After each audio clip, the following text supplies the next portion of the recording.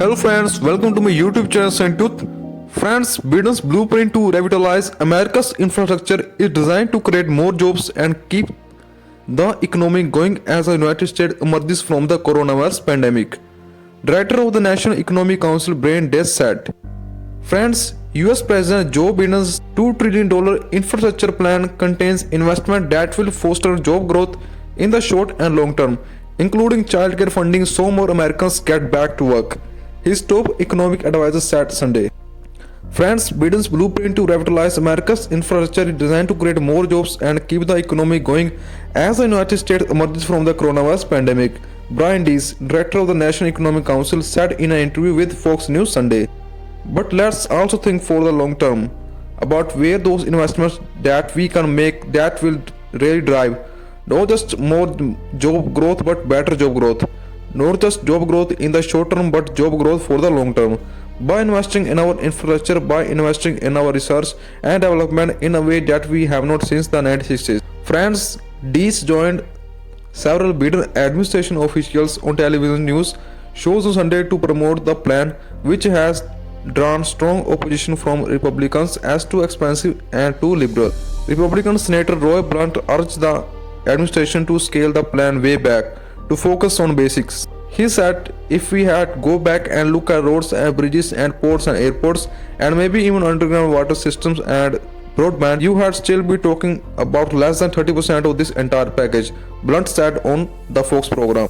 Blunt said he believed that a less ambitious goal of around $615 billion would be more palatable to some of its Republican colleagues and get beaten the bipartisan deal he has said he wanted. For $2.3 trillion infrastructure plan he laid out Wednesday is remarkable ambitious. Right so, America's economic future is at stake. The country needs a bold new commitment to public investment. The US is visible falling behind. Any recent traveler to Beijing or Shanghai is struck by how shabby American airports and city grids look in comparison. And this isn't just about appearances. China is proving that modern infrastructure is an essential component of the competitiveness and economic growth. Unless something changes, Washington's neglect of roads, bridges, and other connectivity issues, plus failure to invest in the infrastructure of the future, from digital access to clean power grids, will condemn the US to later economic decline. Give Biden credit for thinking big. His aims far exceed the kinds of workaday repairs that have long characterized such proposals. Not content to fill potholes and mend bridges, the plan seeks to revive domestic manufacturing, overhaul the energy industry, mitigate climate change, and undertake a variety of transformative investments. Biden is also right to see an opportunity to advance other goals at the same time, such as creating good new jobs and reducing inequality. The proposal takes many steps in the right directions. It offers more than $600 billion for transportation, doubles funding for mass transit, and devotes big bucks to strengthening the electric grid, boosting green energy, expanding access to high-speed internet, and other worthy initiatives. It includes a lot of smart ideas such as competitive grant program to reward areas that eliminate exclusionary zoning policies, a board expansion of R&D investment, and funding for electric car charging stations. A particular strength is the plan's bold proposal for decarbonizing the economy. It aims for carbon-free electricity by 2035, offer tax credits for clean energy generation and storage, invest in carbon capture and sequestration technologies, adds significant new funds for climate research, and much else. In addition to reducing emissions, this push should boost growth, create jobs, and help level the playing field with fossil fuels. All this is good, but the plan is by no means flawless. It does not too little to address America's enormous backlog of humdrum repairs. By one estimate, the total cost of deferred maintenance nationally on crucial things like highways, waterworks, and bridges may exceed $1 trillion. Yet the plan's funding for such upkeep is dwarfed by huge new outlays on elder care at $400 billion and manufacturing support at $580 billion. The need to support ongoing repairs also make it disappointing that the administration has ruled out raising the federal gas tax, stuck at 18.4% a gallon since 1993, or instituting a vehicle miles travel tax.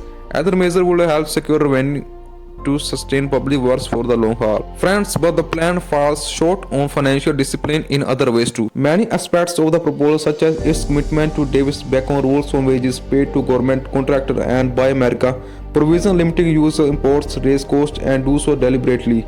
It's essential to ensure that the investments bidden favors are made as efficiently as possible and don't divide resources from needed repairs. Compounding the deferred maintenance problem, the administration should also reveal and review federal laws that can delay and complicate the construction of new infrastructure by exposing projects to redundant layers of litigation and scrutiny. A final flaw is that Biden's plan is needlessly partisan. Ambitious new commitment to infrastructure could conceivable have attracted Republican support and would have been better for it. Instead, this plan will likely need to be passed through the budget reconciliation process, which means that it cannot include the kind of regulatory changes that could facilitate the project's Democrats' favor. In shunning funding streams that Republicans might have gotten behind, such as carbon tax, the plan relies on measures, in particular raising the corporate tax rate, that are less likely to command lasting support. Biden's vow to unify and mobilize the country behind a plan to restore America's infrastructure is surely the right sentiment, not just to heal the country's divisions but also to get this essential work done right. As the debate on the components of this proposal moves forward, he should try harder to keep that promise. This story has been published from a wire agency feed without modifications to the text. Only the headline has been changed. Friends, now talk about Joe Biden's climate plan. While the spending figure needs to be much higher, there is scope to keep up the pressure, both from domestic groups as well as international entities.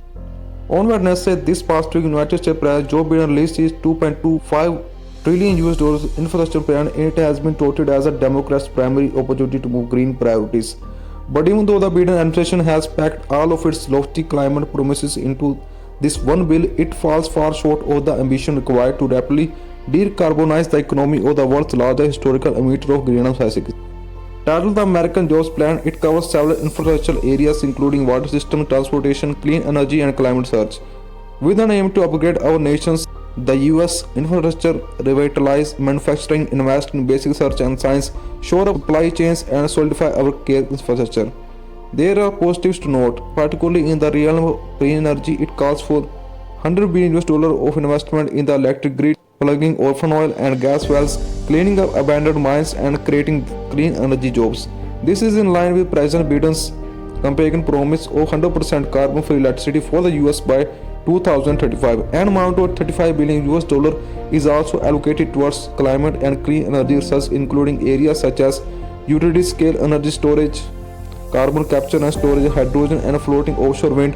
While this has global benefit, it is also means to stay ahead of countries like China, who are rapidly developing their science and technology capacity and aiding in the US share. Typical funding mechanism for such plans tend to be through higher government borrowing, higher taxes on select groups, or spending cuts in certain sectors. As Alexandra Comer writes for the Huffington Post, unless the Biden administration cuts military spending for massive hikes tax, the 2.25 trillion US dollar investment over 8 years will require an increase in the federal deficit, as it did in the case of the 1.9 trillion US dollar COVID relief bill. However, the administration plans to pay for its proposals over 15 years through higher taxes on corporations. This includes measures such as proposed increase of the corporate tax rate to 28% and preventing corporations from relocating to tax havens. But experts have stated that this plan does not invest even a fraction of what is necessary for the US to respond to the ongoing climate crisis. For starters, the spending will amount to roughly 1% of the US gross domestic product, which means GDP per year. A 2019 report by the Roosevelt Institute calculated that to carbonize the US economy, public investment would need to much higher, to the tune of 3 to 5% of US GDP. The infrastructure bill was supposed to be Biden's major opportunity to push through ambitious domestic climate legislation, owing to the absence of the same in previous bills such as American Rescue Plan signed into law earlier last month. Representative Alexandra Ocasio-Cortez, a leader in the movement for the Green New Deal, commented, "This is not nearly enough. The important context here is that it's 2.25 trillion US dollars spread out over 10 years. For contrast, the COVID package by 1.9 trillion US dollars for this year alone, with some provisions lasting 2 years, needs to be way bigger. The plan will now be passed to Congress, where it will be dissected via lengthy negotiations. So while the spending figure needs to be much higher, there is scope to keep up the pressure both from domestic groups as well as international entities, should the global climate community choose to do so. Several US cities are now considering hurricane defense systems and the future protecting they will actually need to prevent flooding is unknown at this point. Most new infrastructure is designed to stand for decades, including through what engineers expect to be rare storms and floods. However, extreme storms that were considered rare a few decades years ago are already becoming more common. Hurricane Harvey in 2017 was the Houston area 500-year flood in the 3 years, and it was followed by 2 more major flooding events. Building infrastructure today that will be strong enough to manage the extreme scenarios the nation might see a century from now can be expensive, but what if infrastructure were instead designed to meet shorter term needs and also be easily adapted later for the future climate? In a warming climate with more extreme rainfall, worsening droughts, and rising sea levels, these historical studies can underestimate the natural floods that puts critical infrastructure, homes, and lives in danger. So, friends, it was my whole video. So, if you like this video, kindly subscribe, like my YouTube channel, Stunning Truth. So, thanks for watching this video. Goodbye.